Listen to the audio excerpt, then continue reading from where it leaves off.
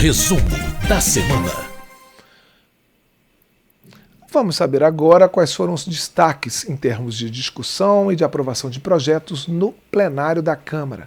Quem traz as informações para a gente é o repórter Antônio Vital, que é o nosso setorista de plenário, como se costuma dizer na linguagem jornalística. Olá, Vital, bem-vindo ao painel. Olá, Cláudio, olá, ouvintes da Rádio Câmara, quem está nos assistindo pela TV Câmara também. Vital, tivemos uma aprovação em relação a crimes sexuais. Você pode detalhar isso para a gente, por favor? A Câmara aprovou um projeto que cria um cadastro nacional de pedófilos e predadores sexuais. O que significa isso? Esse cadastro vai ter os nomes completos e os CPFs de todas as pessoas condenadas em primeira instância por crimes como estupro de vulnerável, corrupção de menores, favorecimento de prostituição, divulgação de cena de estupro, tráfico de pessoas para exploração sexual. É um cadastro que será de acesso público, ou seja, qualquer pessoa poderá consultar. E o objetivo dessa proposta, que veio do Senado, é prevenir casos em que, por exemplo, alguém pode contratar para uma escola, por exemplo, um professor ou com algum outro tipo de profissão que lida diretamente com crianças, alguma pessoa que tenha sido condenada em primeira instância por algum desses crimes. Já existe um cadastro parecido, mas é um cadastro que não é de acesso público, ou seja, só quem pode consultar são as polícias, né? Então esse projeto torna esse cadastro público e, além disso, obriga a monitoração eletrônica dessas pessoas condenadas, ou seja, que todo mundo condenado por algum crime sexual use tornozeleira eletrônica. Esse projeto tinha sido aprovado pelo Senado, agora foi aprovado pela Câmara, mas foi modificado e voltou para análise do Senado, porque foi alterado aqui na Câmara. Essa primeira semana de trabalho depois do primeiro turno das eleições, a Câmara ainda volta aos poucos, né, ao seu ritmo normal. Então, assim, teve algumas votações, essa não foi a única, teve outras também, mas, o ritmo ainda está meio ligado às eleições e ainda não está o que se pode considerar normal, que é de uma atividade muito mais intensa. Pois é, dentro desse ritmo um pouco mais lento, a gente também teve uma aprovação em relação à instalação de uma filial, digamos assim, de um organismo internacional aqui no Brasil. Você já ouviu falar de uma organização chamada OMPI? Nunca tinha ouvido falar. Pois é o braço das Nações Unidas que trata basicamente de propriedade intelectual, como marcas e patentes. Isso por quê? É importante que no mundo todo os países tenham uma legislação mais ou menos uniforme a respeito desses assuntos, porque você não pode ter uma marca num lugar e você criar outra marca do mesmo nome no outro lugar. Imagina se alguém aqui no Brasil, por exemplo, cria uma marca Facebook ou Coca-Cola, Rádio Câmara, né? Ou em outro lugar, uma Rádio Câmara em outro país, sei lá.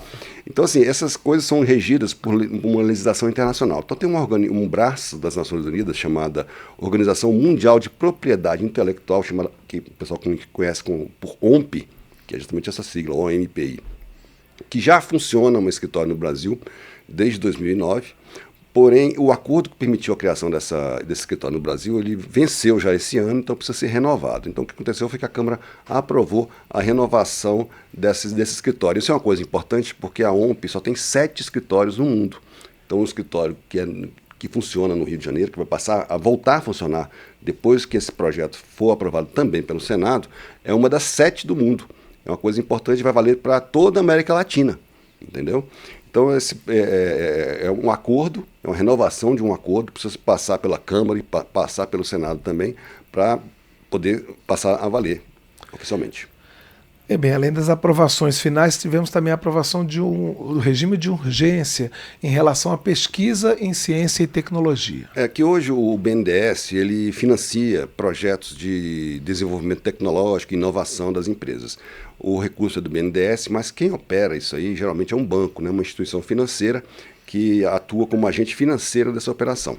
Agora, o que acontece, por exemplo, se no caso desse banco, desse agente financeiro, via falir, ou sofreu intervenção federal, etc.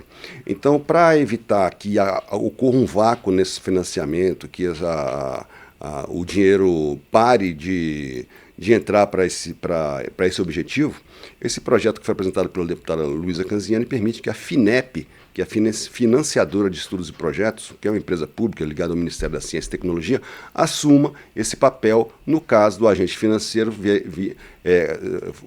entrar em falência ou sofrer intervenção, etc.